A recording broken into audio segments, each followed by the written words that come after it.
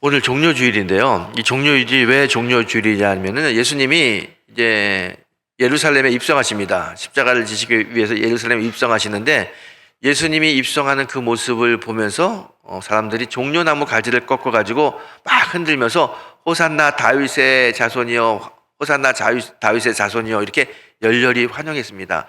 종려나무 가지를 흔들면서 환영했다고 해서 이 날을 종료주일이라고 이야기합니다.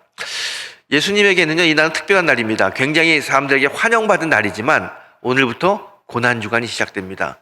고난주간은 오늘부터 시작되는데요, 월요일부터 토요일까지를 우리가 고난주간이라고 부릅니다. 고난주간이 어떤 날입니까? 예수님이 나 때문에 십자가를 지시고 고난당하고 죽은 날이 고난주간입니다. 여러분, 제가 하나 물어볼게요. 예수님의 고난, 예수님의 십자가의 죽음을 생각하면 슬프신가요? 마음이 막 아프고 눈물이 나시나요?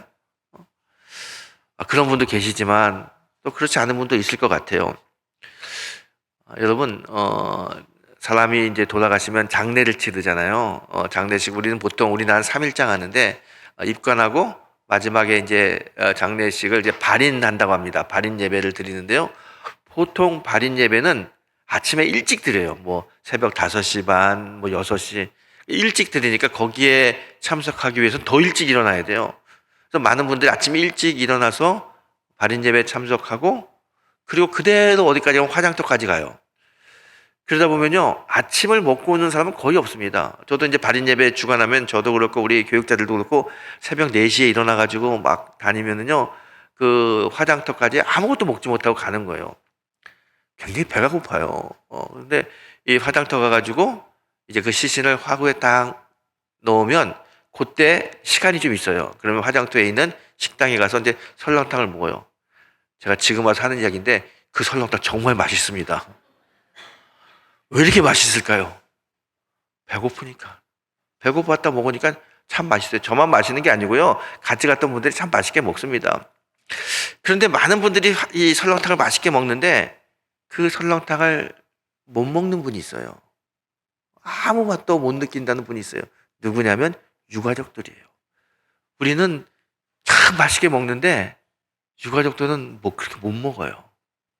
왜 그래요?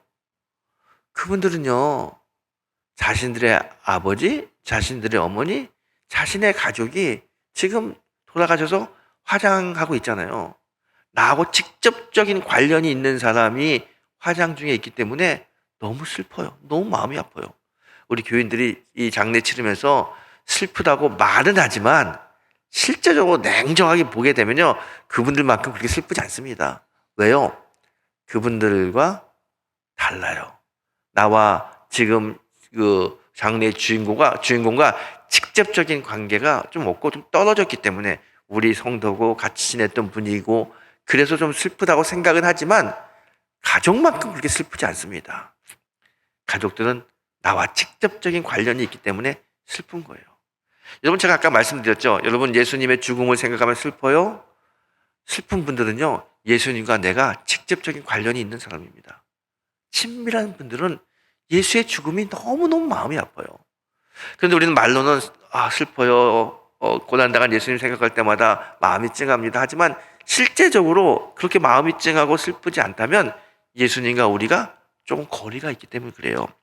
여러분, 정말 예수님의 죽음이 나 때문에 죽은 죽음이라면, 나의 죄를 용서하기 위해서 그 십자가에서 피 흘리셨다면 우리가 이 고난주간 잘 먹고 잘 마시고 즐겁게 그렇게 보낼 수 없습니다. 슬픈데, 마음이 아픈데 어떻게 잘 먹고 잘 마시고 즐겁게 지낼 수 있겠습니까? 그거는요, 주님과의 관계가 좀 멀기 때문에 그런 거예요. 여러분, 이 고난주간 정말 주님을 사랑하는 사람들이 어떻게 보내야 됩니까? 먹고 마시고 즐겁게 보내는 것이 아니라 경건하게 보내야 돼요. 경건하게. 어떻게 보내는 게 가장 경건하게 고난주간을 보내는 걸까요? 여러 가지 방법이 있겠지만 제가 여러분에게 가장 쉽고 확실한 방법을 알려드리면 고난주간 특별 새벽기도 나오는 겁니다. 이 새벽에 잠을 깨워서 주님을 위해서 나를 위해 죽으신 주님을 만나기 위해서 온다는 것 자체가 경건한 거고요. 그렇게 새벽에 기도하면요, 하루 종일 경건한 생활을 하게 됩니다. 여러분, 거의 모든 교회가 이 사순절, 특별히 고난주간에는요, 특별 새벽 기도를 합니다. 그 이유가 있어요. 경건하게 보내자는 거예요. 한 주만큼은 주님 묵상하고 주님 생각하면서 보내자는 뜻이 있습니다. 바쁘시겠지만 여러분, 이 고난주간 새벽에 나오셔서 짧은 시간이지만 함께 예배하며 예수님의 그 죽음을 깊이 묵상하는 그런 성도가 되기를 부탁을 드리겠습니다. 여러분, 이번 고난주간 정말 주님의 죽음이 나의 죄 때문에 죽었다는 것을 잘 느낄 수 있는 그런 시간이 됐으면 좋겠어요. 자, 예수님의 이 고난주간을 앞두고 지금은 우리가 종려주일이라고 이야기합니다. 오늘 본문이 어떤 거니? 이 본문을 잠깐 보겠습니다. 예수님이요, 십자가를 지시기 위해서 예루살렘으로 들어가십니다. 예루살렘으로 들어가실 때 갑자기 감람산 근처에 오셔가지고 제자들에게 이야기합니다. 저 건너편 마을에 가면 나귀가 2마리 묶여 있는데 그걸 나귀 가지고 오라고 그래요. 제자들이 그 말씀을 듣고 가서 나귀를 풀어가지고 예수님께 가지고 옵니다. 그 가지고 온 나귀를 예수님이 타고 예루살렘에 들어갑니다. 예루살렘에 들어가는 그 모습을 본 사람들이 호산나 호산나 다윗의 자손이요, 그러면서 예수님을 막 따라다니고 열렬히 환영한다는 내용이 오늘 본문의 이야기입니다. 저는 이 본문을 보면서 2가지를 여러분과 함께 생각해 보길 원합니다. 하나는 뭐냐면 예수님이 전능한 하나님의 아들이잖아요. 이 땅에 왕으로 오셨습니다.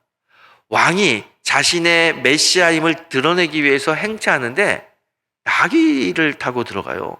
그것도 새끼 나귀를. 여러분, 보통 왕은요, 마차를 타고 갑니다. 왕의 행렬을 보세요. 여러분, 영화나 텔레비 보게 되면요, 왕이 행렬할 때 어떻게 합니까? 마차를 타고요, 마차 앞에서 군인들이 팡파레를 울리고 경호원들이 다 마차 주위를 둘러싸면서 이렇게 행진하는 게 왕의 행차 아닙니까?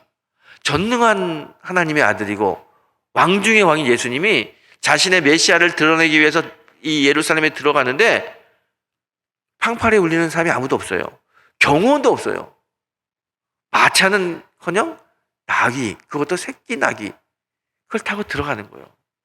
아니, 왜 예수님이 왕으로 오신 분이 왕임을 증명하는 그 시간에 왜 나귀를 타고 들어가실까? 이게 하나의 질문입니다. 그리고 또 다른 하나의 질문이 있어요. 예수님이 제자들에게 건너편 마을에 가서 매어 있는 나귀를 가지고 오라고 그래요. 여러분, 나귀가 매어 있다는 이야기는요, 주인이 있다는 이야기예요. 주인이 나귀 도망가지 말고 딱딱 묶어 놓잖아요. 그 주인 있는 나귀를 가지고 오라는 거예요. 가지고 오라고 할 때 가만히 있겠어요? 주인이? 왜 남의 나귀 가지고 가는 이야기 하잖아요. 그때 예수님 뭐라고 그래요? 혹시라도 주인이 나타나서 왜 나귀를 가지고 가냐고 물어보면 주께서 쓰신다고 그래라 그래요.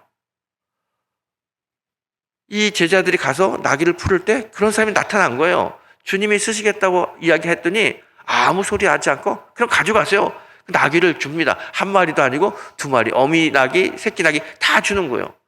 도대체 이 사람은 어떤 마음이길래 자기 재산, 자기 나귀를 가지고 간다고 했을 때 생판 처음 보는 사람에게 그렇게 나귀를 순순히 드릴 수 있을까? 그게 참 궁금해요. 여러분 한번 생각해 보세요. 여러분이 오래간만에 새 차를 하나 뽑았어요. 좋은 차를 뽑아가지고 너무너무 신나고 너무너무 자랑하고 싶어가지고 예배 탁 주일날 그 차를 탁 타고 왔어요. 주차 요원들이 이제 주차해야 되니까 차키 안에 두고 내리라고 그래요. 차키 안에 두고 내려가지고 예배 드리고 딱 나가는데 부목사님이 그 차 시동을 걸고 나가려고 그래요. 깜짝 놀라서 물어보죠. 아니 목사님 이 차 가지고 어디 가시려고요? 하는 이야기가 담임 목사님이 쓰신 데입니다. 그래요. 그럼 여러분 뭐라고 그러겠어요? 물론 여러분은 예, 잘 타고 갔다 오세요. 그러겠죠. 그런데 다른 사람들은 그러지 못합니다. 무슨 소리냐고, 이 산지가 얼마 된 새 차인데 목사님 빨리 내리세요. 이렇게 이야기하는 게 보통 사람들의 정서예요. 나귀도 마찬가지입니다. 묶어서 기르는, 고이고이 기르는 그 나귀를 생판 모르는 사람이 가지고 가면서 왜 가지고 가냐고 하니까 주께서 쓰신다고 하는데 그 말에 아무 대꾸도 하지 않고 나귀를 드려요. 도대체 이 사람의 마음은 어떤 마음이길래 나귀를 드릴 수 있었을까? 저는 이 본문을 보면서 이 두 가지를 질문하게 됩니다.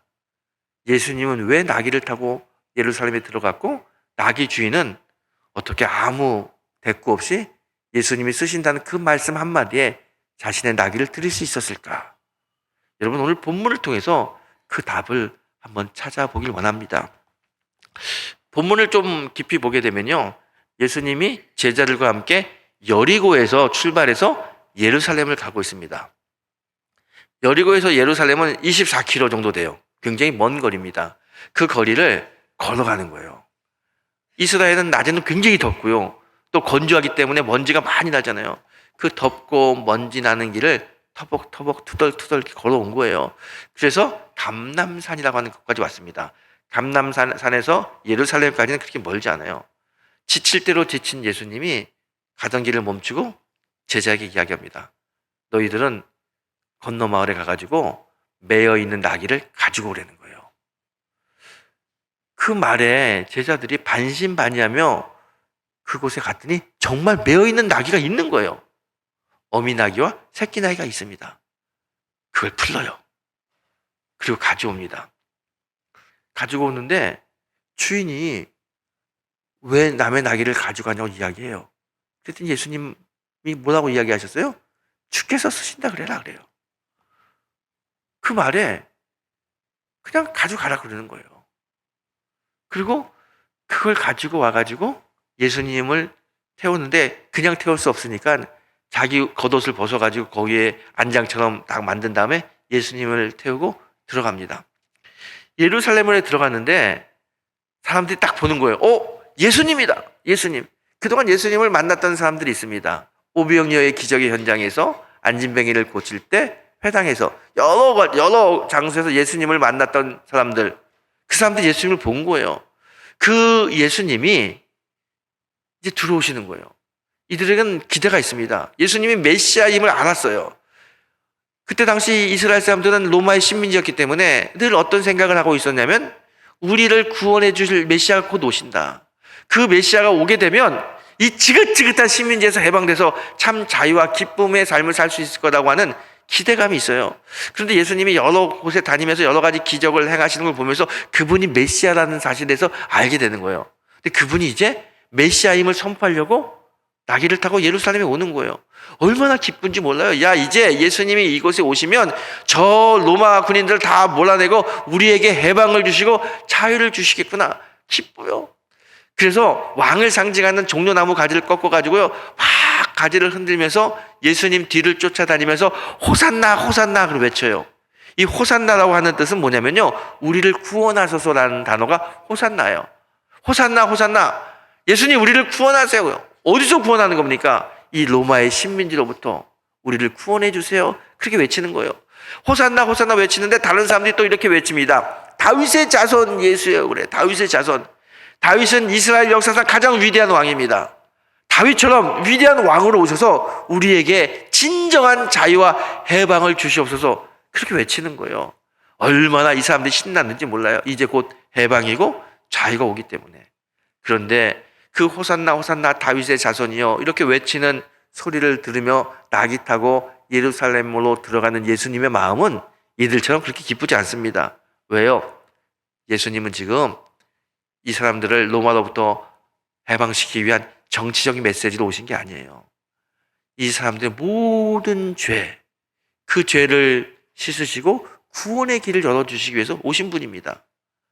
예수님은 어린 양, 희생의 제물이 되어 죽어야만 된다는 것을 너무나 잘 알고 있어요. 그래서 지금 예루살렘에 들어가는 이 길은 예수님에게는 죽으러 가는 길이에요. 여러분, 죽으러 가는 길인데 뭐가 기쁘고 뭐가 설레겠습니까? 예수님의 마음은 참 답답하고요, 참 괴롭습니다. 근데 그걸 모르는 사람들은 자신들의 정치적인 메시아가 왔다고 막 환영하고 호산나 호산나 다윗의 자손이여 열렬히 환영하는 겁니다. 근데 예수님은 그들의 마음과는 달라요. 마음이 아프고 마음이 힘들어요. 그렇게 예수님이 예루살렘으로 들어가는데 나귀를 타고 들어가요. 왜 하필 나귀일까? 오늘 성경은 그 답을 이렇게 이야기하고 있습니다. 4절에 보게 되면 선지자를 통하여 하신 말씀을 이루려 하심이라 그래요. 예수님이 이 땅에 오셔서 구원의 길을 열어주신다는 이 이야기를 오래전부터 구약시대 많은 선지자들이 예언했습니다. 하나님이 영을 주셔가지고 다 알게 되는 거예요. 메시아가 오신다. 예언합니다. 어떤 모습으로 오실지, 어디에 오실지 다 예언해요. 예언이 다 나와 있습니다. 마른 풀처럼 그런 모습으로 오신다. 베들레헴에 오신다. 다 예언하잖아요. 스가랴 선지자도 하나님의 영을 받아 예언을 하는데 어떤 예언을 하냐면 이 땅에 메시아로 오실 그 분은 어린 나귀를 타고 예루살렘으로 들어온다. 그 예언이 있어요. 스가랴 9장 9절의 말씀입니다.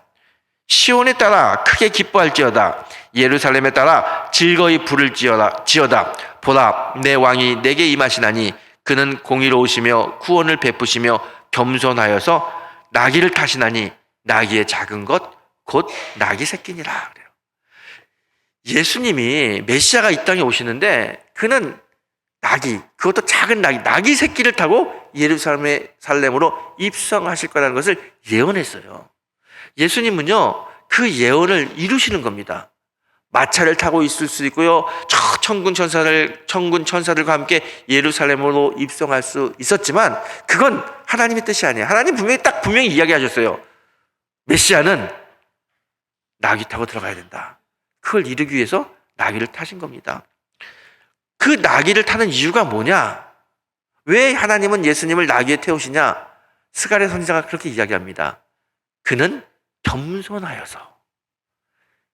예수님이 겸손하기 때문에 나귀 새끼를 탄다는 겁니다.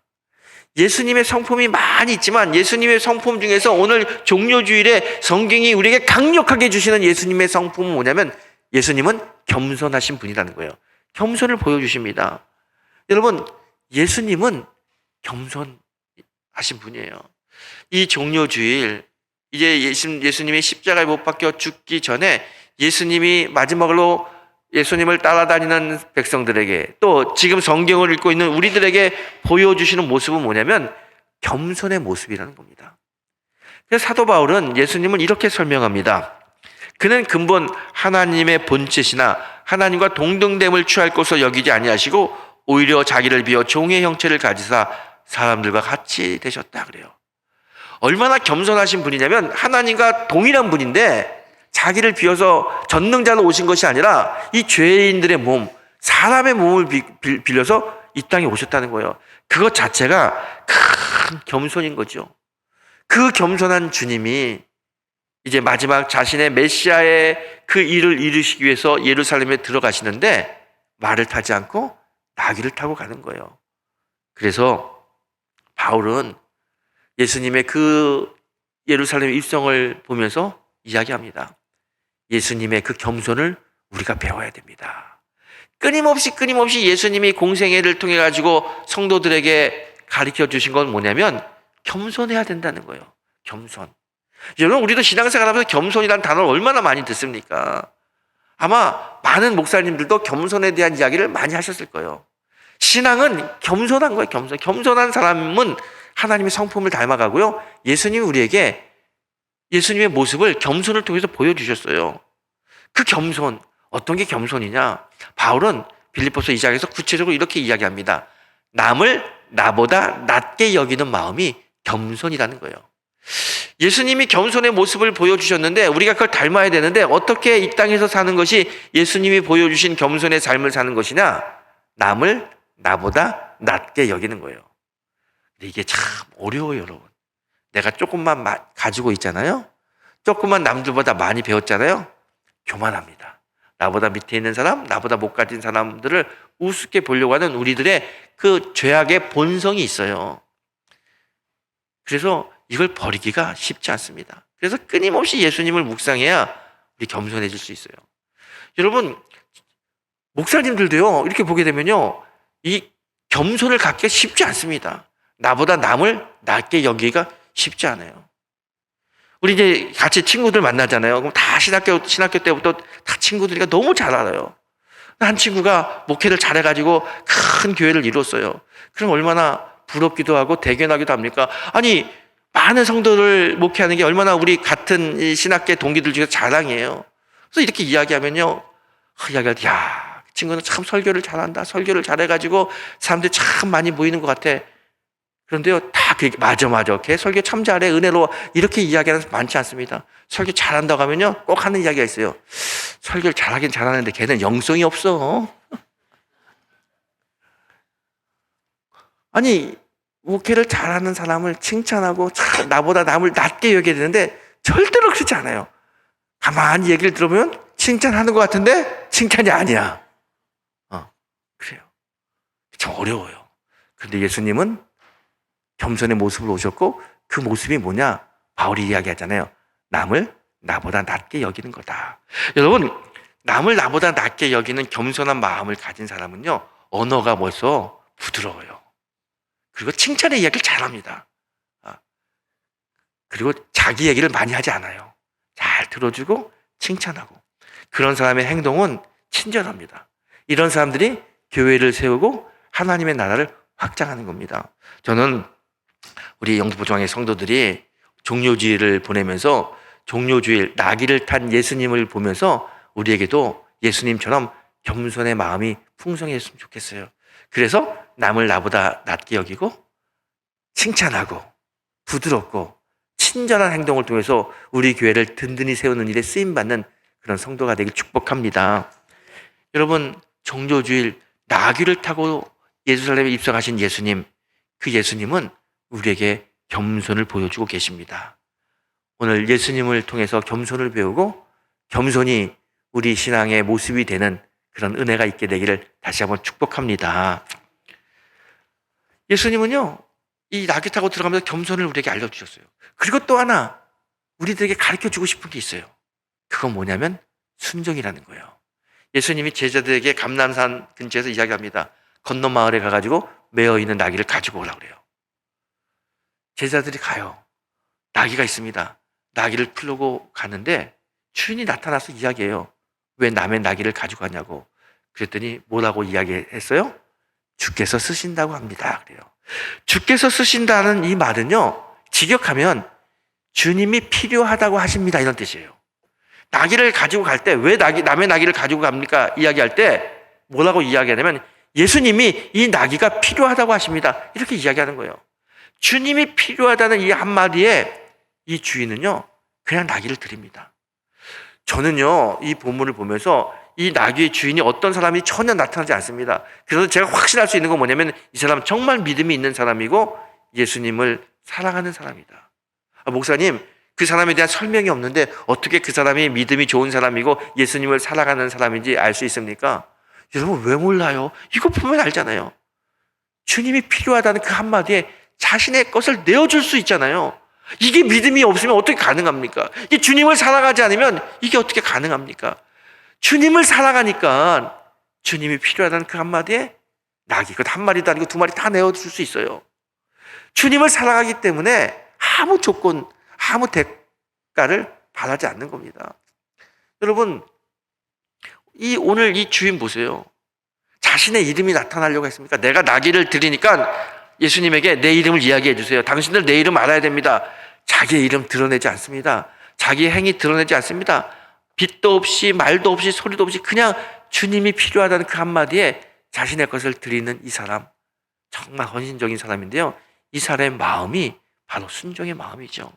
오늘 주님이 이 나귀 주인의 이 모습을 통해서 우리에게 가르쳐주고 싶은 게 있어요. 믿음은 순종이라는 거예요. 순종.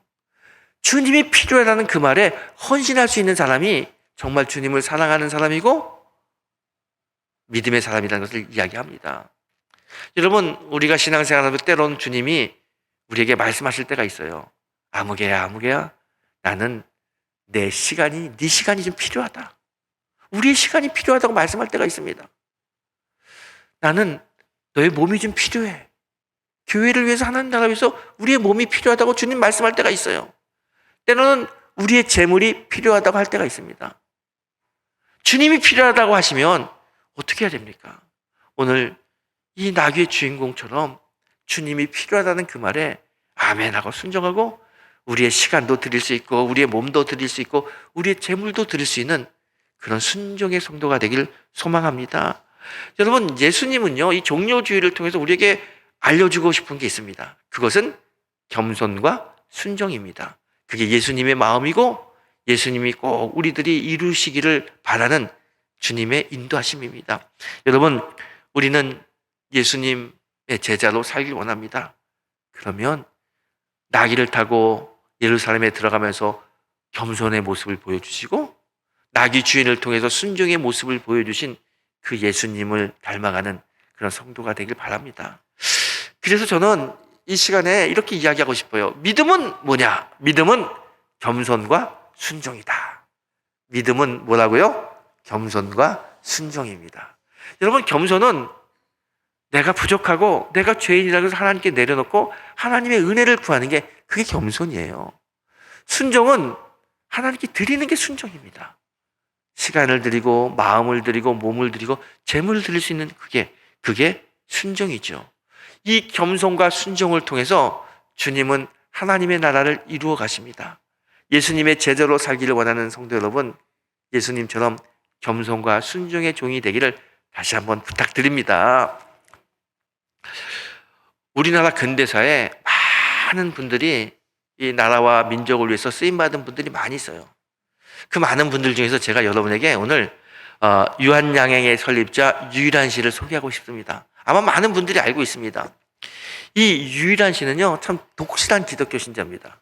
그의 어머니가 아주 기가 막힌 기독교 신앙을 가지고 있는 분이에요. 어릴 적부터 참 신앙으로 아이들을 길렀습니다. 근데 어느 날 이 어머니가요, 뉴스를 하나 들었는데 어떤 뉴스냐면 미국 감리교에서 조선인들에게 장학금을 줘서 유학생을 뽑는다는 이야기를 들어요. 그래서 이 어머니가 막 애써가지고 당시 나이 9살 된 유일한을 미국 감리교 장학금을 받게 해가지고 미국으로 유학 보냅니다.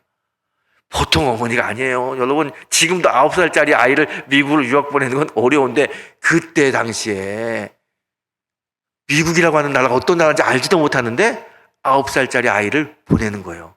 대단한 어머니예요. 그러면서 그 아들을 위해서 기도하죠. 유일한 씨가 미국에 가서요, 거기서 자라요.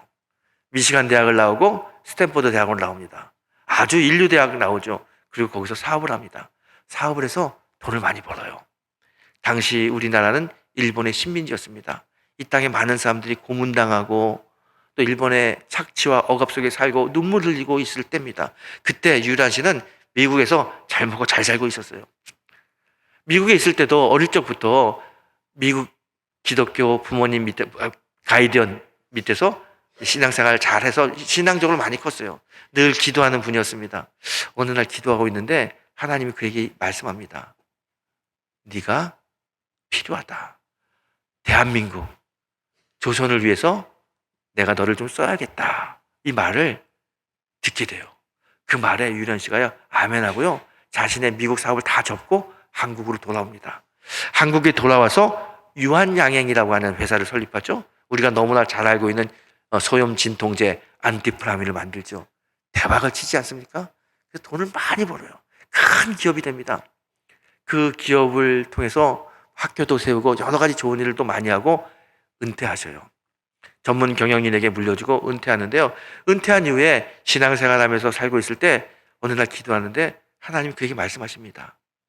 네 재산을 내가 좀 써야겠다. 그 말씀 한마디에 아무 대가 없이 순종하고요, 자신이 가지고 있던 전 재산 407억 원을 사회에 기부합니다. 당시 1971년도에 407억 원을 기부했는데요. 그때 쌀값이 20kg 쌀 한 포대가 1,400원이었다고 해요. 그때 당시 407억 원이면요, 지금으로 환산하면 거의 8천억, 9천억 되는 어마어마한 돈입니다. 그 돈을 네 재산을 내가 좀 써야겠다고 하는 그 말씀 한마디에 그냥 순종하고 드리는 거예요.